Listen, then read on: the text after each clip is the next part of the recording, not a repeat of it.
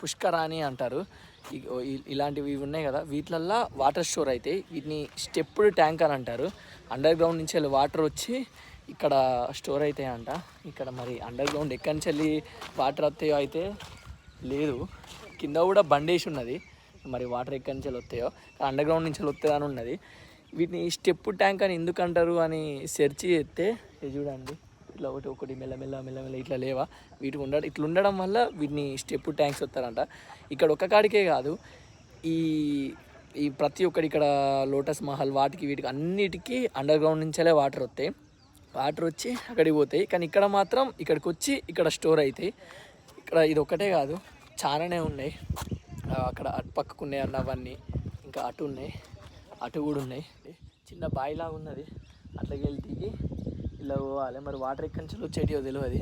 ఇదంతా విజయనగర రాజులు నివసించిన కోట. శ్రీకృష్ణదేవరాయల పెద్ద పెద్ద రాజులు. ఇది రాముంది, హజార్ రాముంది. ఈ చెట్టు వెనుక లోటస్ ఉన్నది. ఇదేమో పుష్క అని ఒకటి ఉంది, అది స్టెప్ ట్యాంక్.